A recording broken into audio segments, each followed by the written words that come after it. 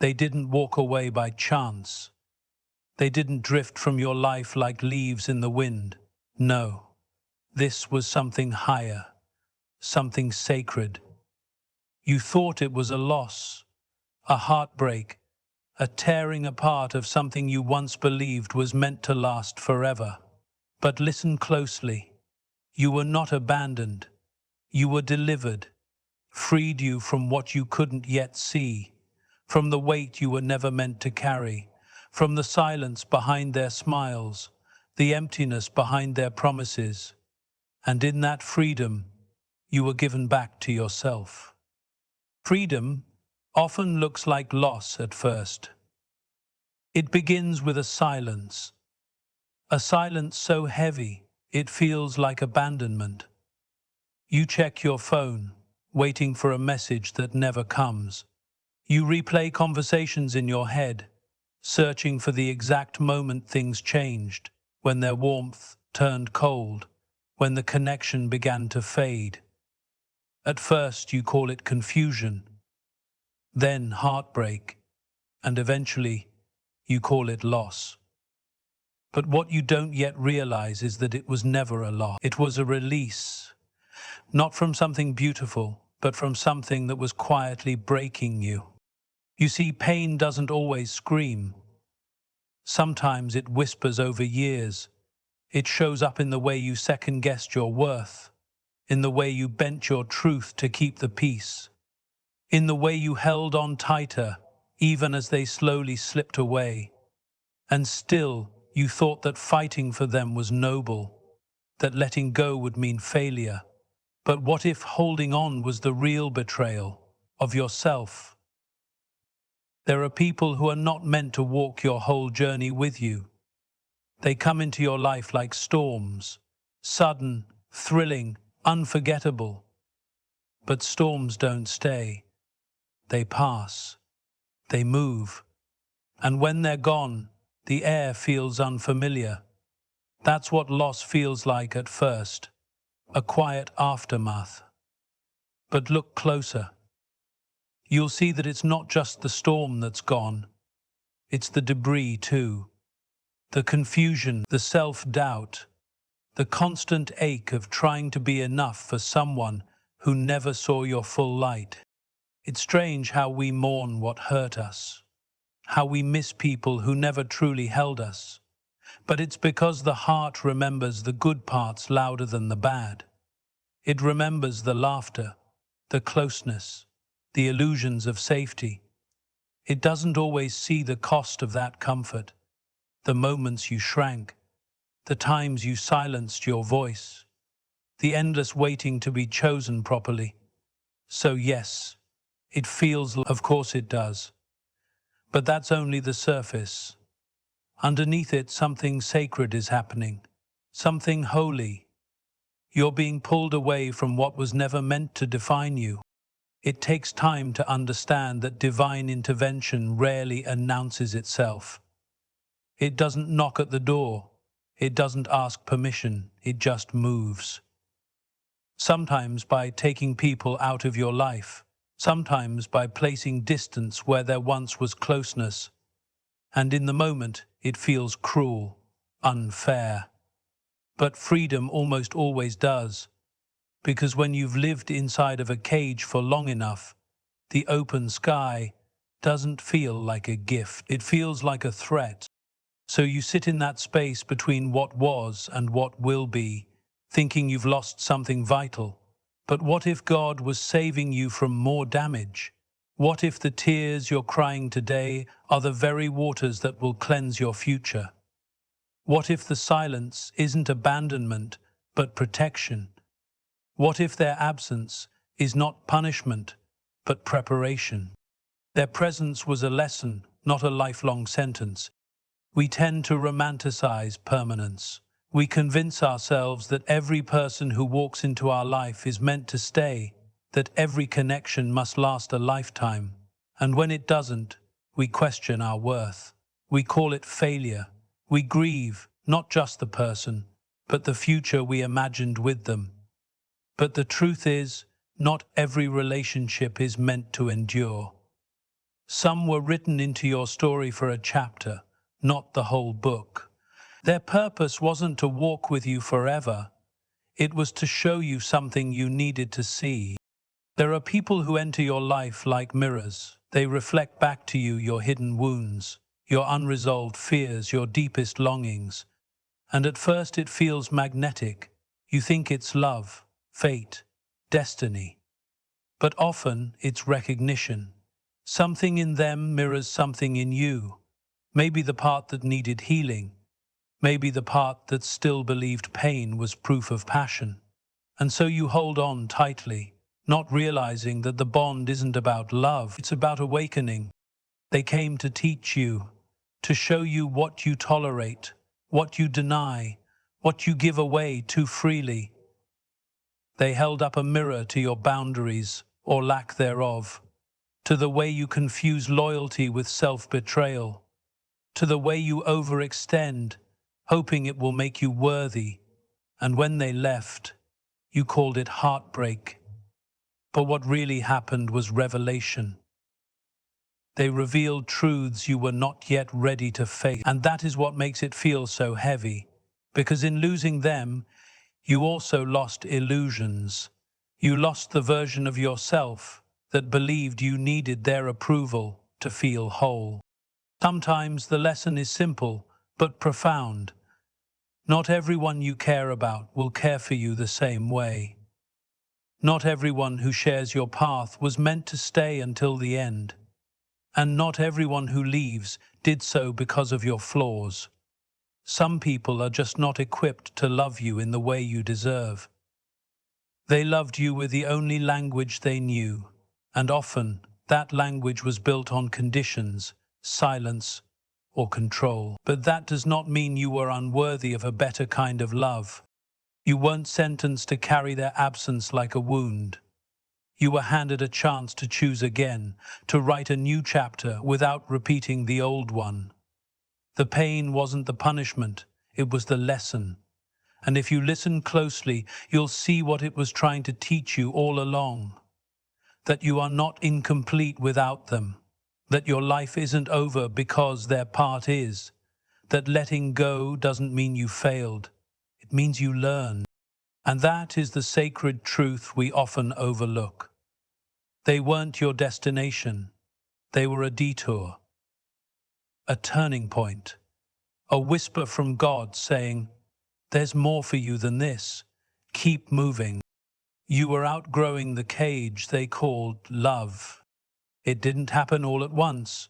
The change was subtle, quiet even, like a plant leaning ever so slightly toward the light. You began to shift. Not because you stopped loving them, but because you started remembering how to love yourself.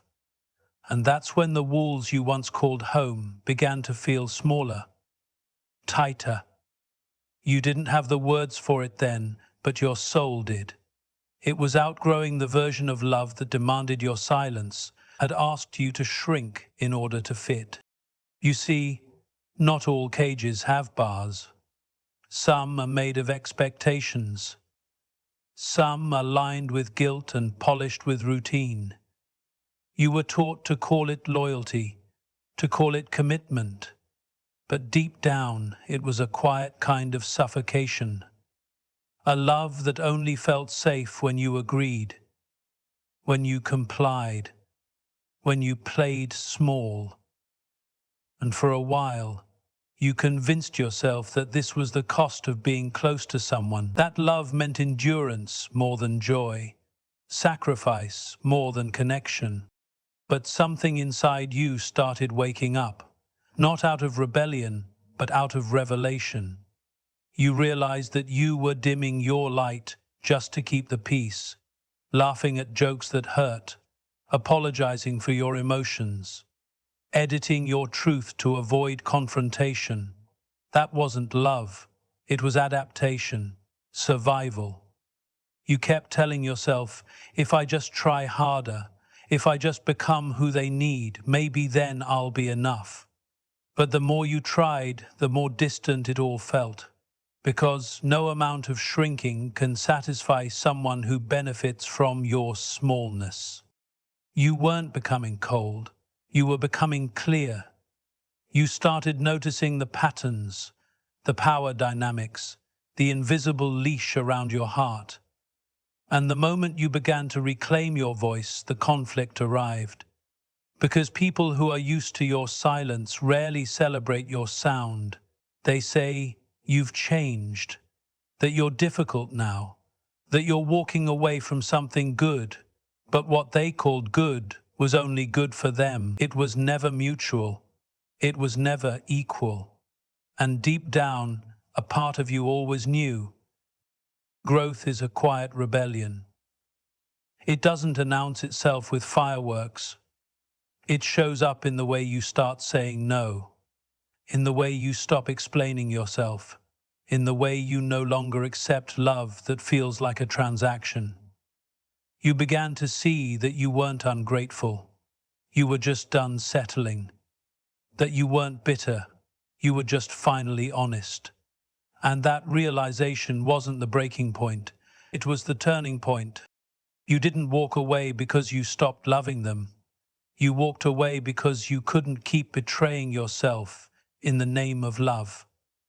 You realized that the cage was never built to hold your becoming, that the space you once called comfort had become a boundary to your evolution. And when the door finally opened, you didn't run.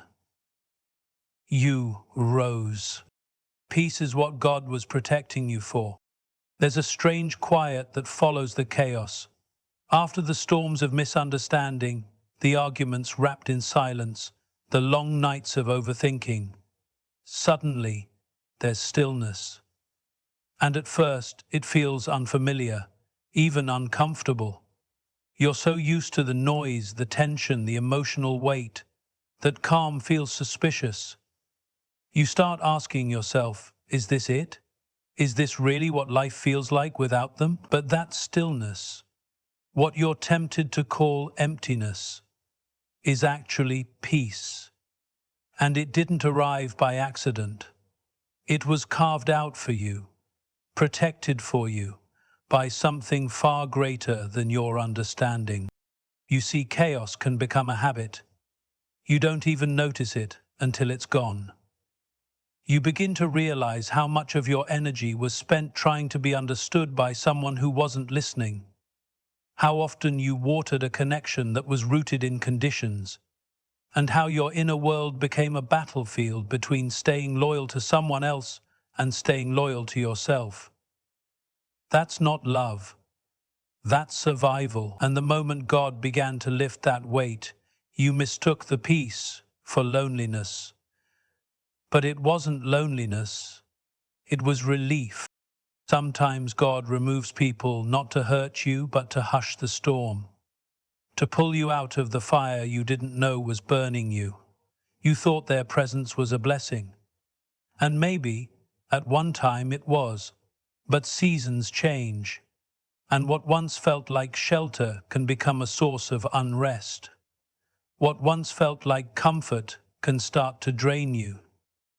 You were so busy holding it all together, trying to make sense of why you felt so tired, so unseen, so stretched thin. But now you know, you were never meant to carry it forever. The absence of drama, the lack of emotional confusion, the ability to breathe without tension. This is the reward. This is the protection you couldn't understand while you were still in the middle of the storm. God saw what you didn't, heard the words behind closed doors, felt the weight you weren't ready to admit. And so, in mercy, not anger, he cleared the space, not because you were unworthy of love, but because you were finally ready for the kind that doesn't cost you your soul. And that's what peace is.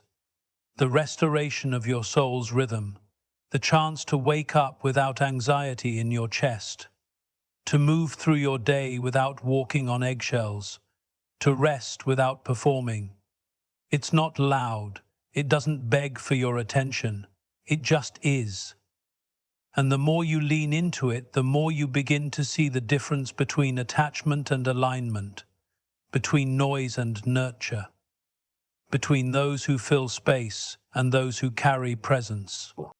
So when you look back on the people who left, the relationships that faded, the connections that unraveled, not with bitterness, but with understanding, you begin to see it clearly. They weren't removed to punish you. They were removed to protect something sacred inside you. The breaking was your becoming. You didn't just wake up stronger one day. You were broken first. And not in a dramatic, obvious way, but in quiet, private ways. The kind of breaking that doesn't leave visible scars but changes everything inside. The kind of pain that makes you question who you are, what you deserve, and whether you'll ever feel whole again. That kind of breaking doesn't make headlines. It doesn't get applause. But it is the birthplace of becoming. Because sometimes, before you can rise, you have to unravel. You spent nights wondering what you did wrong, replaying conversations, analyzing silences, blaming yourself for things that were never yours to carry. You questioned your worth based on someone else's inability to value it. You mistook your kindness for weakness, your loyalty for foolishness. And for a time, you even wished you could go back to the comfort, the familiar, even if it was painful, just to feel something known. That's what heartbreak does. It makes even the fire feel safer than the unknown. But slowly something shifted. You didn't even notice it at first. The days grew quieter, your thoughts less frantic. The ache didn't disappear, but it softened. You stopped reaching out to the past, hoping for closure, and started reaching inward, searching for meaning. And in that sacred, fragile space, you found something no one else could give you: yourself. Not the version of you shaped by others' expectations or bound by their approval, but the real you, the one who survived, the one who still stood. The breaking didn't destroy you. It revealed you. It peeled away the layers you built to be loved, the masks you wore to be accepted, the silence you swallowed to keep the peace. And what emerged wasn't bitter, it wasn't cold, it was honest, whole, resilient. You began to realize that your worth was never tied to their presence, that their inability to stay was not a reflection of your lack, but a revelation of their limits. There is something holy about being broken and still choosing to rebuild, about standing in the ruins of what was and daring to believe in what could be. You didn't rise because someone saved you. You rose because something inside you refused to stay buried. You rose because grace met you in your pain and whispered, "This isn't the end." And that whisper was louder than all the noise of your past. You didn't just survive the loss, you transformed through it. The version of you that exists now holds more clarity, more strength, more purpose. You're no longer driven by desperation to be chosen. You are grounded in the quiet knowing that you are enough. That anyone who walks away from that kind of wholeness didn't reject you. They released themselves from the weight of your depth. Because not everyone is ready for the kind of soul that doesn't settle. Not everyone is built to stay when they can't control.